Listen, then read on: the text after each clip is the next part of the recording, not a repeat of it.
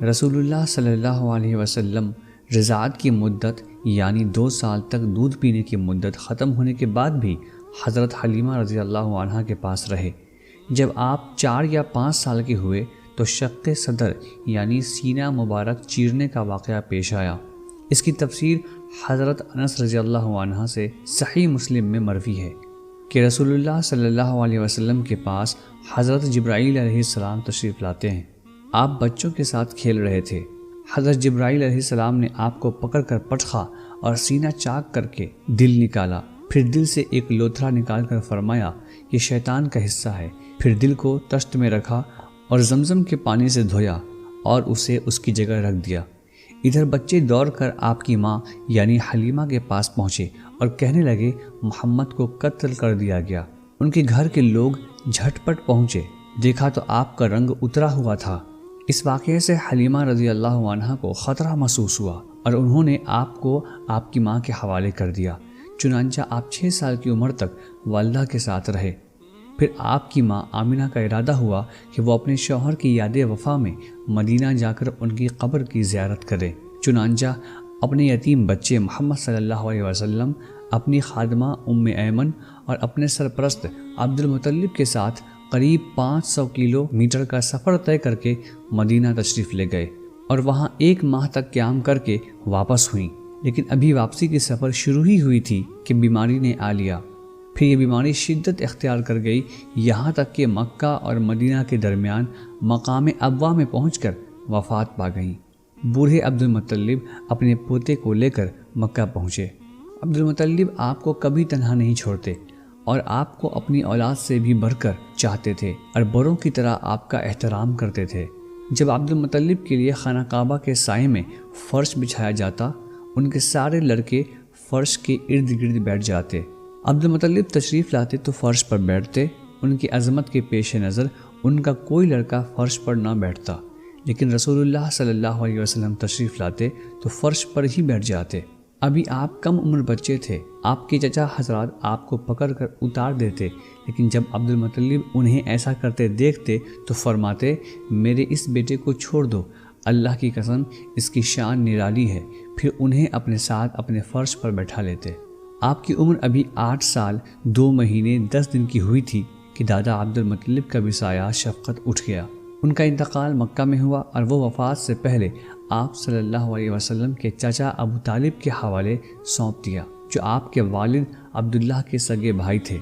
ابو طالب نے اپنے بھتیجے یعنی آپ صلی اللہ علیہ وسلم کا حق بڑی خوبی سے ادا کیا، آپ کو اپنی اولاد میں شامل کیا، بلکہ ان سے بڑھ کر مانا۔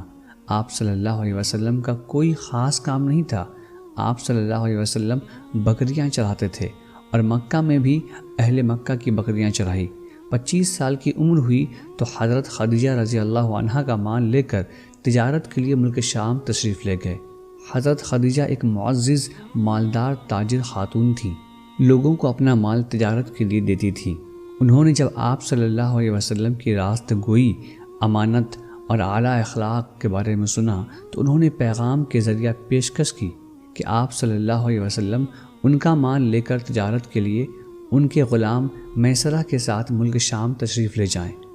وہ دوسرے تاجروں کو جو دیتی ہیں ان سے بہتر اجرت آپ کو دیں گی۔ آپ صلی اللہ علیہ وسلم نے یہ پیشکش قبول کر لی۔ ان کا مال لے کر ان کے غلام میسرہ کے ساتھ ملک شام تشریف لے گئے۔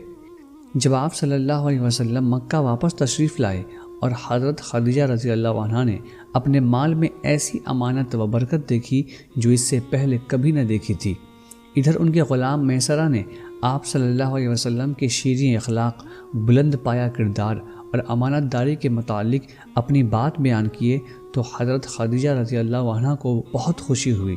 اس سے پہلے بڑے بڑے سردار اور رئیس ان سے شادی کی خواہاں تھے، لیکن انہوں نے کسی کا پیغام قبول نہ کیا تھا۔ اب انہوں نے اپنے دل کی بات اپنی سہیلی نفیسہ کو بتائی اور نفیسہ نے جا کر نبی کریم صلی اللہ علیہ وسلم کو بتائی۔ آپ صلی اللہ علیہ وسلم راضی ہو گئے اور اپنے چاچاؤں سے اس معاملے میں بات کی۔ انہوں نے حضرت خدیجہ رضی اللہ عنہا کے چچا سے بات کی اور شادی کا پیغام دیا۔ اس کے بعد شادی ہو گئی۔ آپ صلی اللہ علیہ وسلم نے مہر میں 20 اونٹ دیے۔ اس وقت حضرت خدیجہ رضی اللہ عنہا کی عمر 40 سال تھی اور وہ نسب و دولت اور سوجھ بوجھ میں اپنی قوم کی سب سے زیادہ معزز اور افضل خاتون تھی۔ یہ پہلی خاتون تھی جن سے آپ صلی اللہ علیہ وسلم نے شادی کی، اور ان کی وفات تک کسی دوسری خاتون سے شادی نہیں کی۔ آپ صلی اللہ علیہ وسلم کو 7 اولادیں ہوئیں۔ بیٹیوں کے نام زینب، رقیہ، ام کلثوم اور فاطمہ رضی اللہ عنہ ہیں، اور بیٹوں کے نام عبداللہ، قاسم اور ابراہیم۔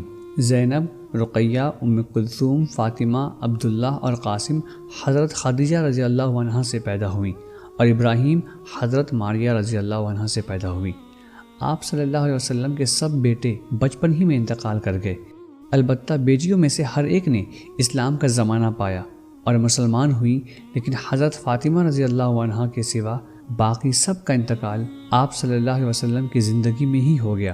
حضرت فاطمہ رضی اللہ عنہ کی وفات آپ صلی اللہ علیہ وسلم کی وفات کے 6 ماہ بعد ہوئی۔ آج کی اس ویڈیو میں بس اتنا ہی۔ سیرت النبی اور اسلامی تاریخ کے لیے اس چینل کو ضرور سبسکرائب کر لیں۔